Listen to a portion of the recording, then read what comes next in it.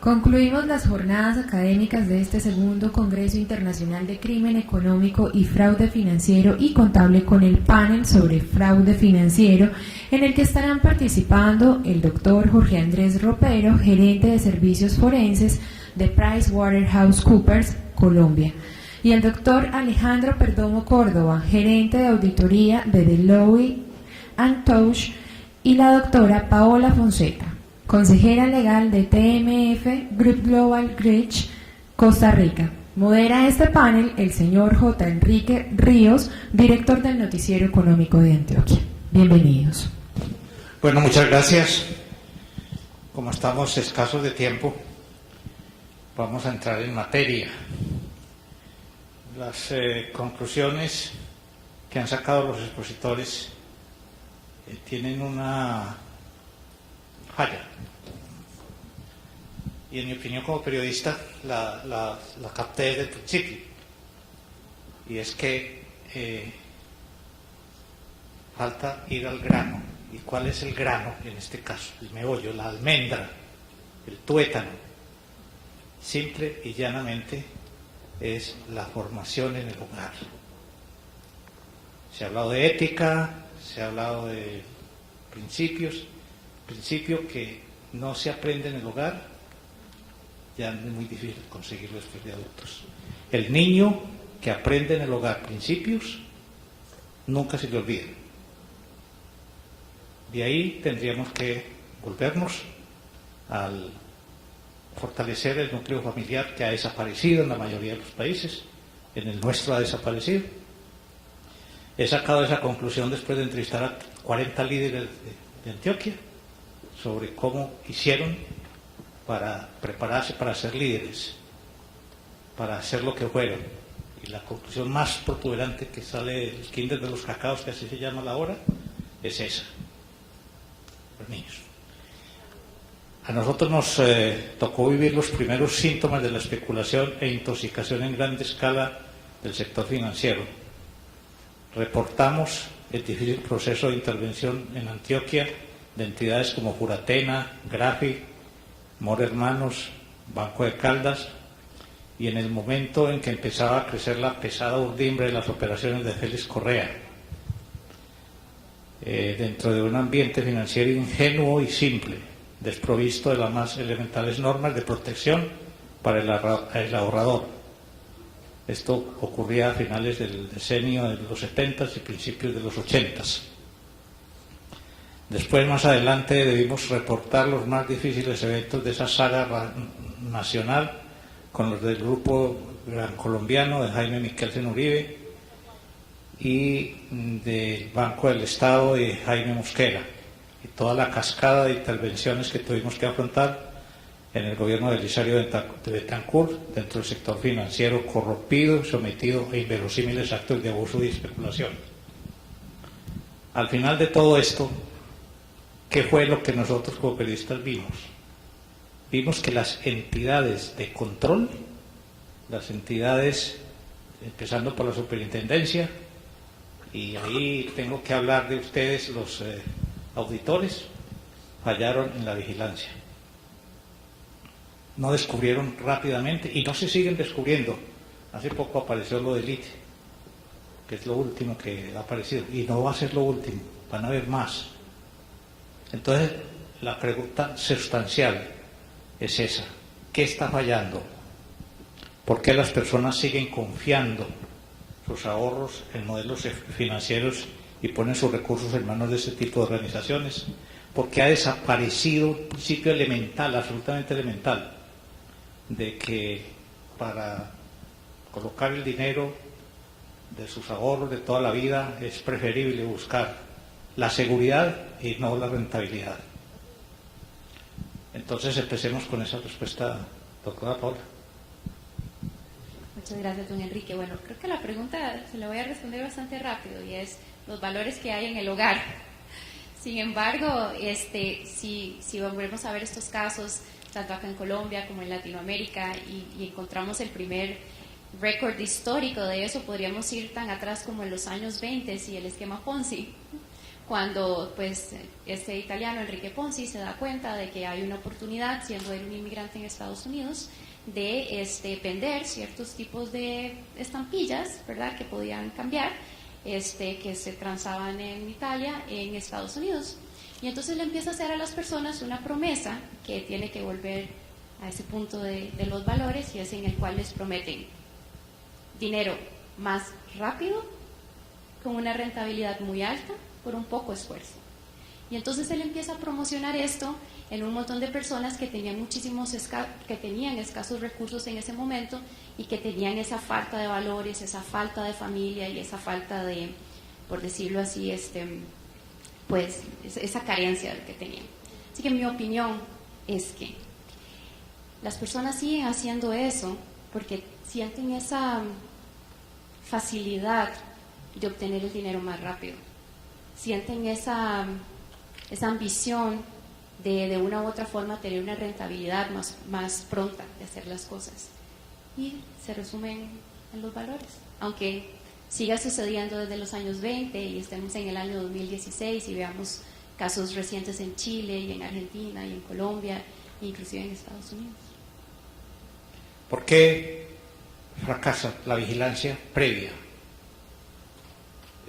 en todos estos casos, doctor? Muy buenas tardes a todos. La vigilancia previa fracasa en el sentido de que falta un adecuado gobierno corporativo. Es decir, las personas tienen inmersas unos valores éticos, pero las compañías también deben fortalecer su gobierno corporativo. Pienso que el país, el sector económico, ha venido trabajando en eso, pero falta madurar los principios éticos y valores y un buen gobierno corporativo, el cual debe estar inmerso por parte propia de la entidad. Adicionalmente, los auditores financieros, aunque no tienen la responsabilidad de indicar fraude, sí tienen la idoneidad profesional para desarrollar algunos procedimientos específicos que le ayuden a detectar armas o alertas, en las cuales pues realmente no es su responsabilidad si están llamados a ser los garantes de la fe pública. Esto ha generado una desconfianza general en el sector financiero, y no solo en el sector financiero, generalmente todos los otros actores de la economía.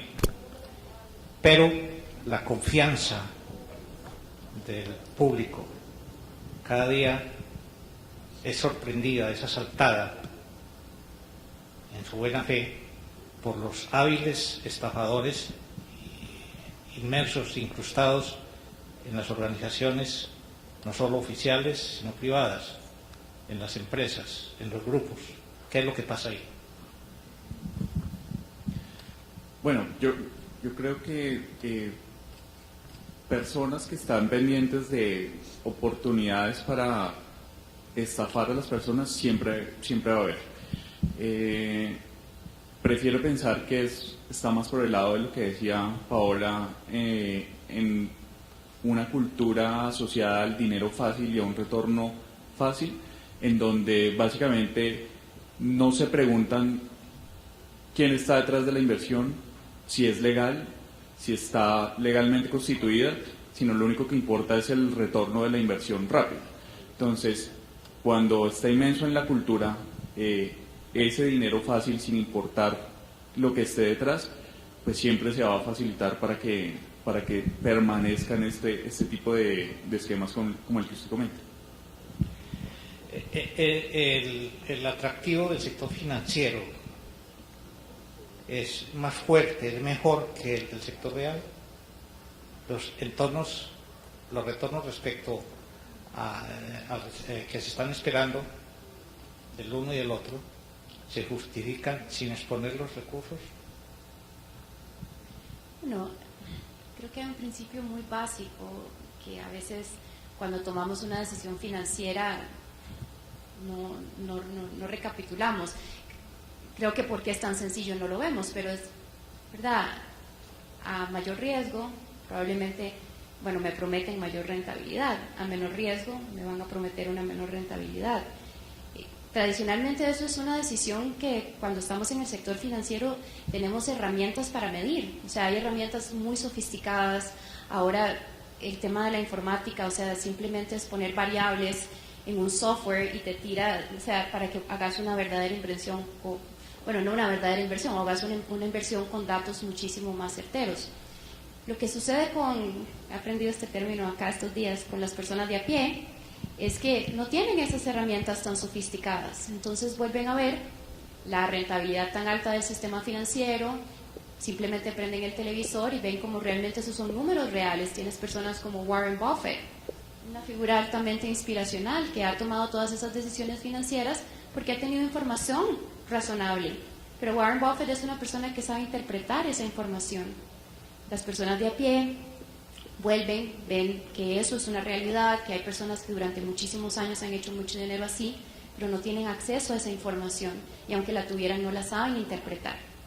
Entonces sí, el mercado, cuando inviertes en instrumentos financieros, vas a tener probablemente una rentabilidad más alta que si lo inviertes en el real y dices voy a poner un pequeño negocio con un carrito, voy a vender tacos o tortillas o arepas, pero claramente información fiable y poder tener el conocimiento para interpretarla es la diferencia entre escoger uno u otro.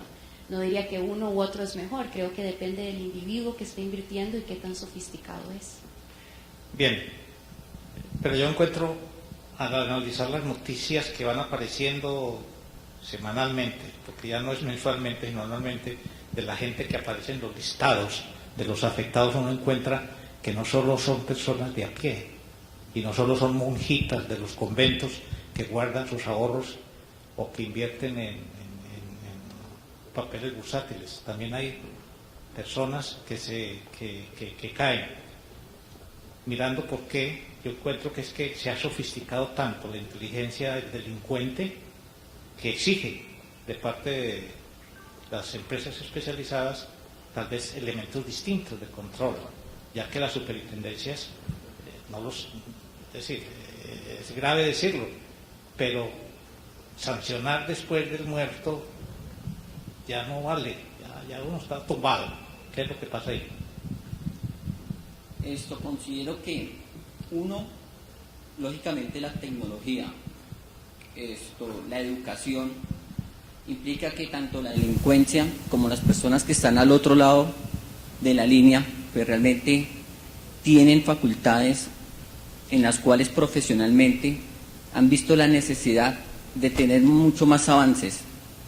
Efectivamente los delincuentes hoy en día y los de cuello blanco pues son personas realmente preparadas, en los cuales pues usualmente en la calle uno piensa que las personas que obran mal pues es en el centro de Bogotá la persona que por algún motivo cogió y le raponeó la cartera a una persona, pero realmente esos son delitos menores, son delitos en los cuales realmente no vemos cuál es la implicación social que tiene cuando un individuo pues le roba las arcas al Estado o en el sector privado se roban miles de millones de pesos.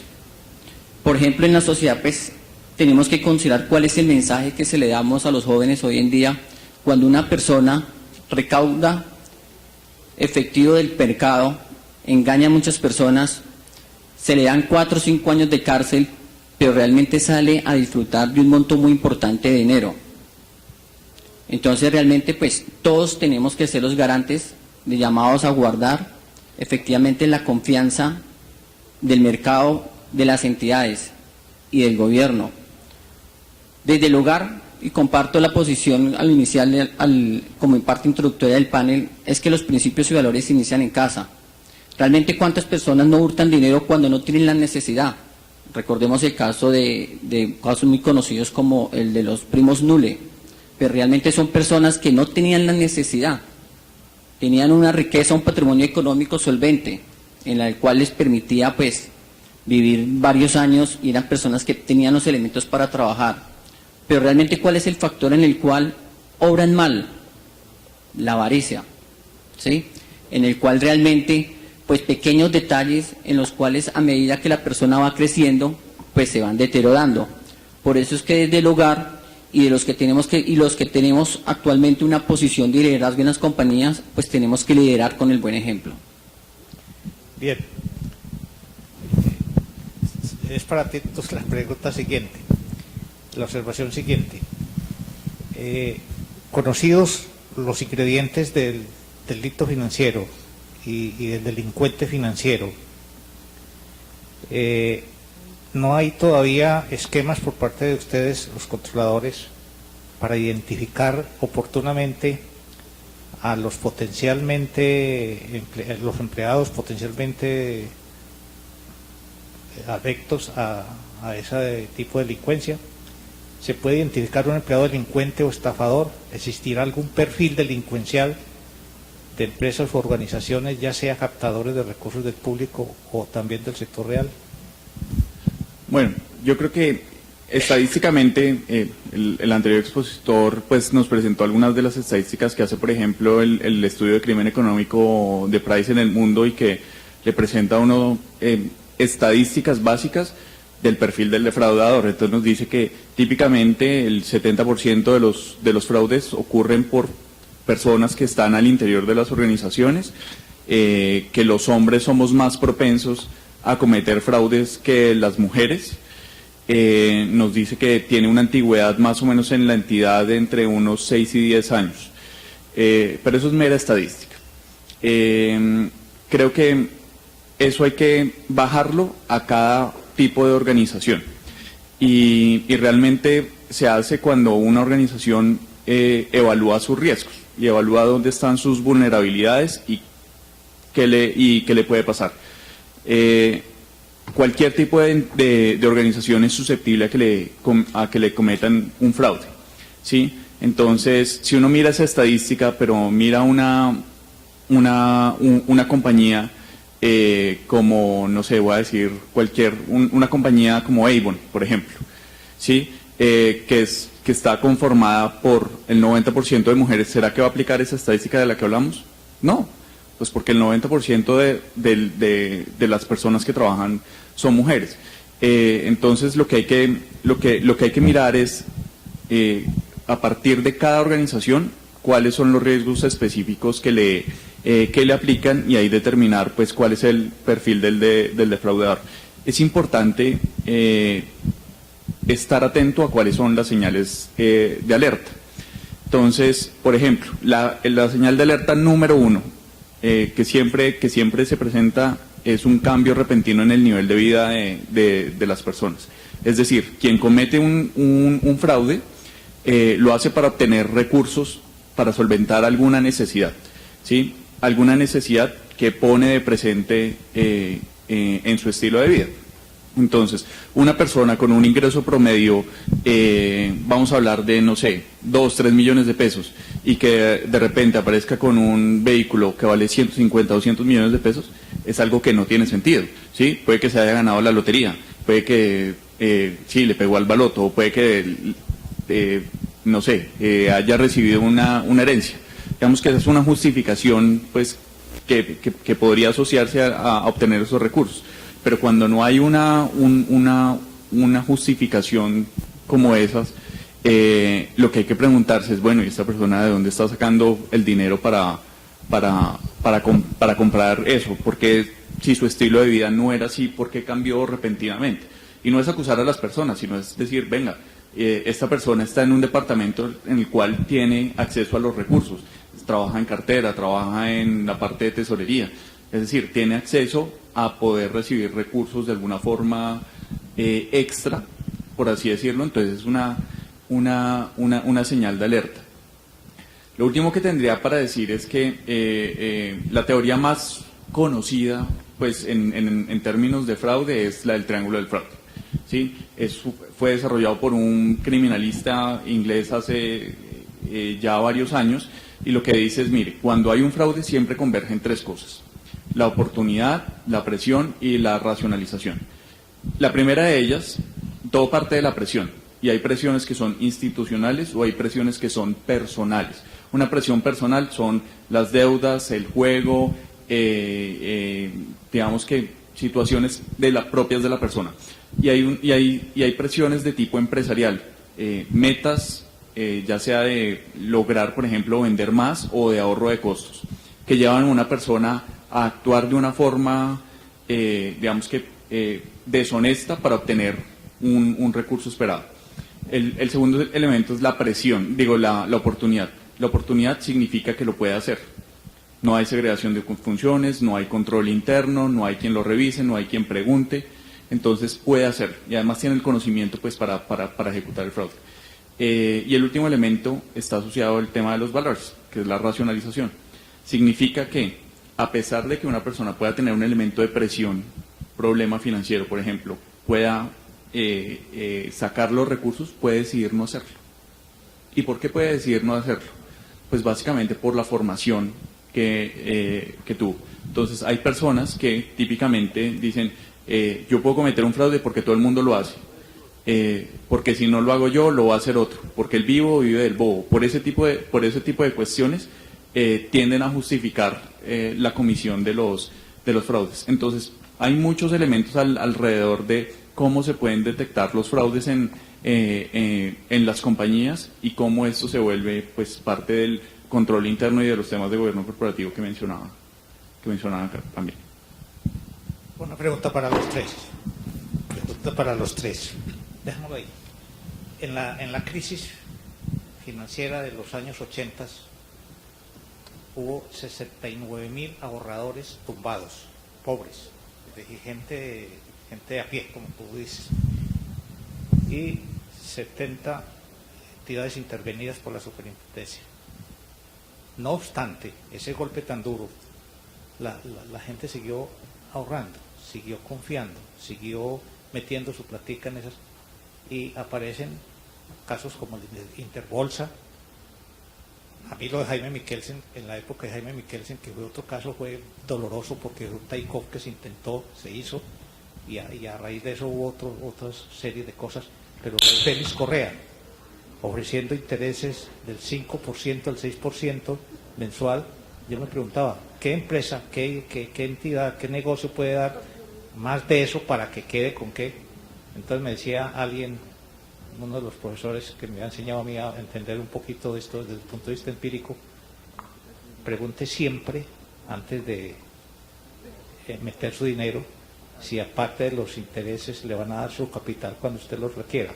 La pregunta es, ¿qué hay que decirle a estos señores de a pie, a estos amigos de a pie, a estos ahorradores que no tienen la sapiencia para escoger en dónde meter su dinero para que no sigan cayendo? Cuando uno no sabe, pregunta. Tenemos que preguntar, y si no están dispuestos a darnos respuestas es por algo, y ese debería de ser el primer filtro. Pregunto, ¿me respondes? ¿Me respondes? Evalúo, pero pregunto, ¿no me respondes? ¿Por qué quieres seguir conmigo? Quería agregar un detalle que me pareció tan importante lo que dijo el colega de la pregunta anterior, cuando él decía el tema de la oportunidad. Yo soy asesora jurídica para Latinoamérica, para un grupo muy global. Y después de 10 años de muchísima experiencia, de casos que hemos tenido en Asia, en Europa, en Latinoamérica, con el tema muy puntual de la oportunidad, el tema de hacer un buen perfil de los empleados que corresponde al Departamento de Recursos Humanos ha sido la mejor forma de prevenirlo. En el momento en el cual yo como organización tengo que pagar las multas o tengo que pagar algo a mis clientes para enmendar el daño, el costo para la organización es enorme. El costo para la víctima es aún más. Sin embargo, las veces que más hemos podido prevenir eso apropiadamente ha sido cuando no hemos dado la oportunidad, como mencionabas, a esos empleados que sabemos que tienen ese perfil de riesgo. ¿Tú qué opinas? En relación a la pregunta, considero que la sabiduría popular de hace años y los abuelos pues siempre han recomendado que de eso tan bueno no dan tanto. Entonces hay realmente personas en las cuales se tienen que cuestionar y lógicamente preguntar, y la falta de información pues debe ser la primera alarma en la cual una persona debe tomar una adecuada decisión. Bueno, pues usted me quitó el dicho. Yo iba a decir lo mismo, o sea, de eso tan bueno no dan tanto, y un poco creo que hay que acudir al sentido, al instinto, ¿sí? Cuando uno sabe que ese negocio está dando tanta rentabilidad, yo creo que las personas saben que ahí hay algo que no está bien, ¿sí? Lo que pasa es que se hacen los bobos, ¿sí? Y tienden a decir como, ese no es un problema mío, allá responderán, a mí no me importa que hagan allá para darme la rentabilidad, lo único es que me cumplan y me paguen lo que me están diciendo. Entonces, creo que lo que hay que cambiar es primero esa parte, porque es como pensar que el problema no es de uno, sino del otro. Y lo cierto es que si uno se pone a pensar, por ejemplo, qué es el lavado de activos, imagino que lo habrán visto el concepto, pero es dar apariencia de legalidad a recursos que provienen de una actividad ilícita, haciéndolos pasar como lícitos. Cuando yo utilizo un esquema como el de DMG o el Ponzi o una pirámide, y después presento mi declaración de renta y digo que esos recursos provienen de actividades lícitas, cuando en realidad no vienen de una actividad lícita, indirectamente yo estoy lavando activos. Estoy diciendo mentiras, ¿sí? Y me estoy convirtiendo en un criminal por recibir esos dineros y darles una apariencia que no corresponde. Entonces hay que evaluar muy bien las consecuencias, porque la gente dice, ¿cómo así?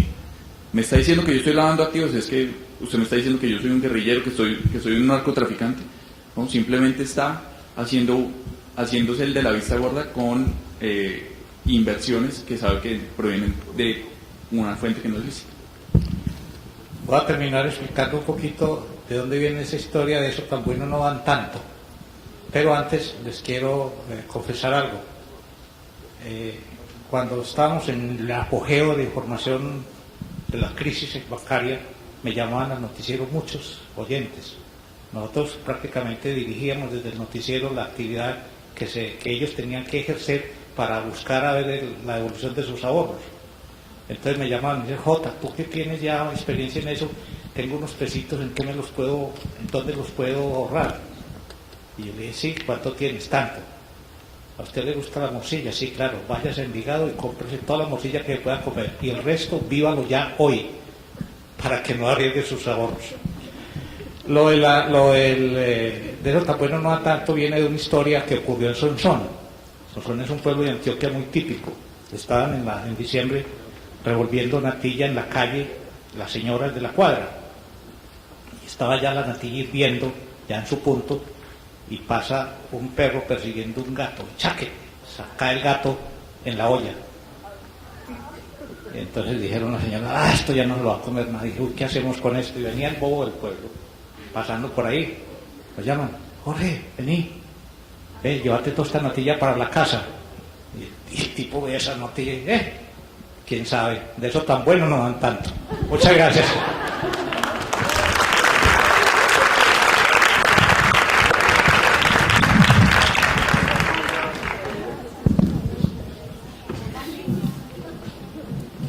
Agradecemos a nuestros panelistas por su intervención y al señor J. Enrique Ríos por su acompañamiento.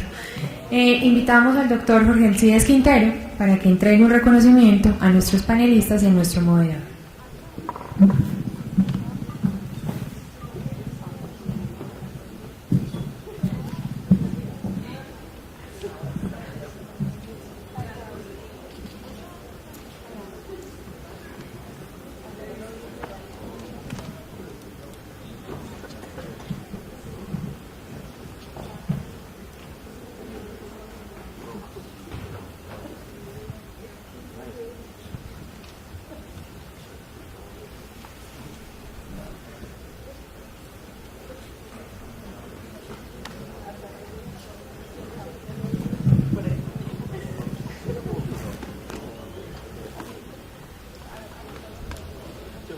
Invitamos a este atril al doctor Jorge Alcides Quintero, decano de la Facultad de Ciencias Contables, para que dé unas palabras de cierre de estas jornadas académicas.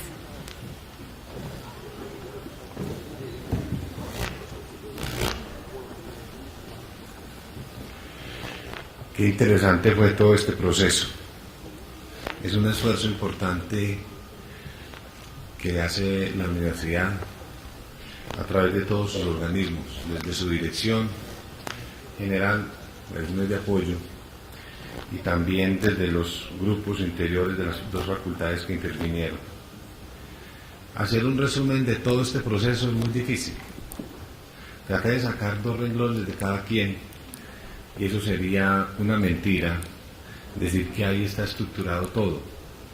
Por ejemplo, al principio hablábamos de los beneficios económicos que trae manejar el tema del lavado de activos en América Latina, cómo manejar a los proveedores, cómo hacer sus investigaciones para saber quién es no solamente el proveedor, el cliente, sino también el empleado. Nos hablaron también de los avances de la contabilidad pública y hasta nos recordaron que tenemos un patrimonio negativo.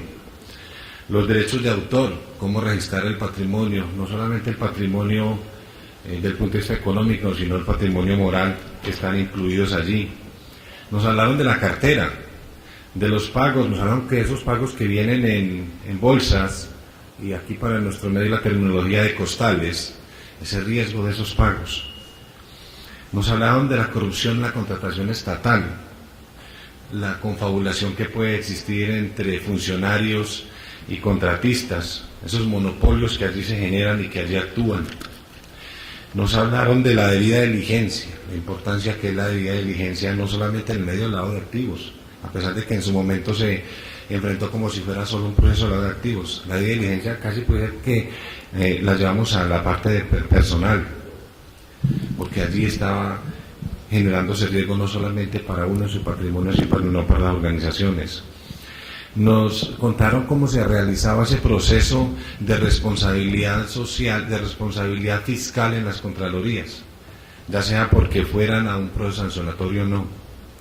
Nos hablaron desde el proceso corporativo, cómo se pueden aprovechar los accionistas mayoritarios de los minoritarios, cuáles eran las estrategias atacando el patrimonio. Nos hablaron de la afectación del cibercrimen, y muy específicamente en su momento con las empresas que estaban iniciando, ese factor de riesgo de la expresión que uno podría hacer del primíparo, cómo podrían atacar las organizaciones cuando no se tiene el conocimiento necesario de la tecnología, uno se tiene el asesoramiento, y máxime que tiene una evolución tan alta que hasta la llamamos el cibercrimen en la realidad aumentada. ¿Cuáles son las habilidades que de alguna manera estamos teniendo con personas que están dedicadas a vivir de los demás, pero no trabajando de una forma clara y ética, sino buscando la caída? Nos hablaron de la conducta forense que está en la corrupción impresa y que parte desde la filosofía y de la fisiología. Nos hablaron que podría ser parte de la mejoría o de la prevención desde las bases biológicas. Nos dijeron también que la corrupción es un elemento de mucho cálculo, o sea, muy especializado, y por lo tanto la corrupción seguramente debería ser más castigada, debería tener un castigo superior a otras que no lo son así. Nos recuerdan sobre la corrupción en la salud, incluso hasta con nombres propios, y nos recuerdan de los perpetradores de esa manera.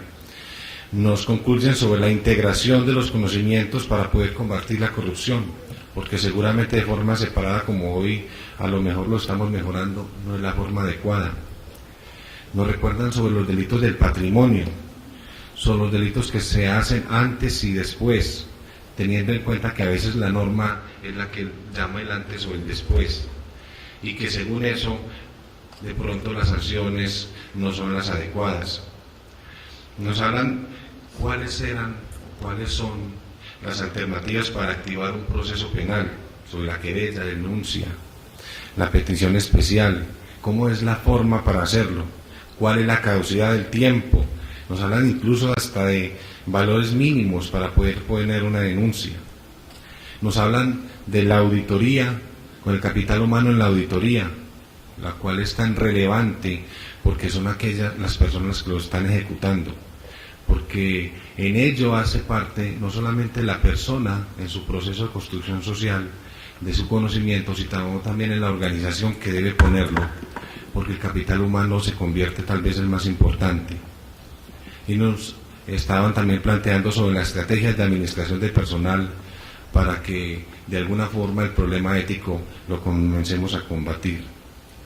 Nos hablaron de los indicios de la alarma que existe o las infracciones que se dan entre las partes relacionadas y en la mitigación de muchos de los riesgos. Vimos muy significativamente los fraudes que se hacen en el sector financiero y que salimos hasta con miedo. Algunos iban a quitarse en el celular, no iban a volver a hacer nada por el celular, no iban a volver a hacer una transacción financiera. Sí, claro, con toda seguridad, eso genera terror.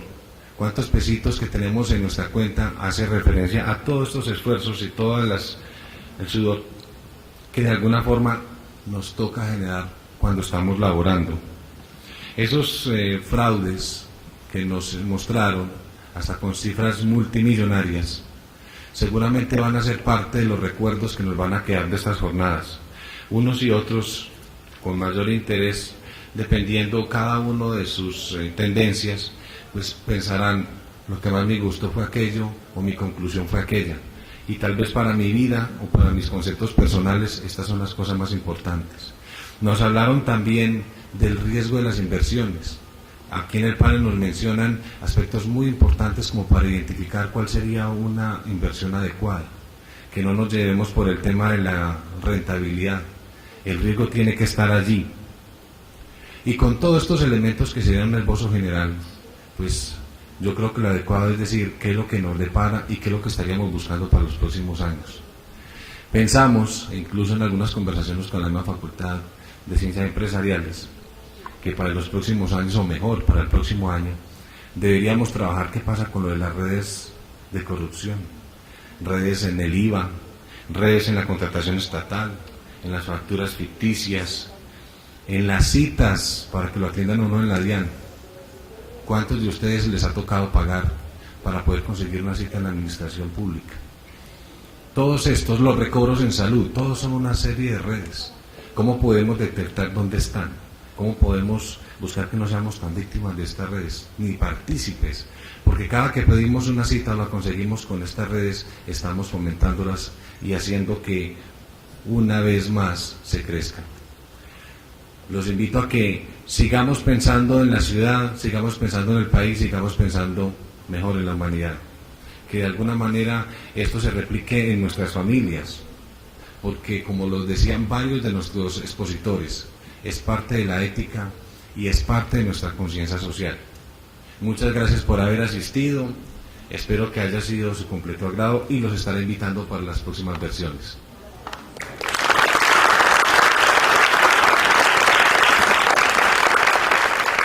En este proceso estuvieron trabajando muchas personas, múltiples personas, que hicieron esto realidad.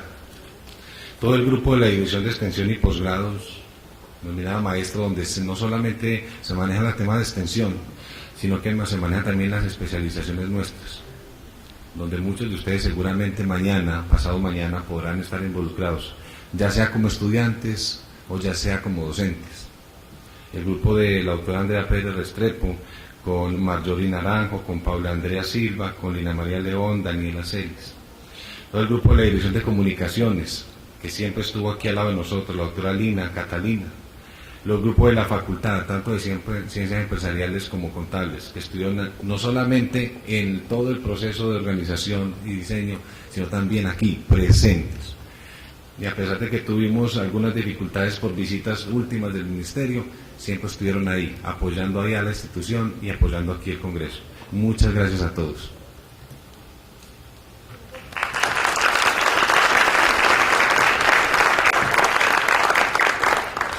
Así damos por concluido este segundo Congreso Internacional de Crimen Económico y Fraude Financiero y Contable. A todos ustedes muchas gracias por su compañía en estos 2 días y esperamos poder contar con ustedes en una próxima oportunidad. ¡Feliz día!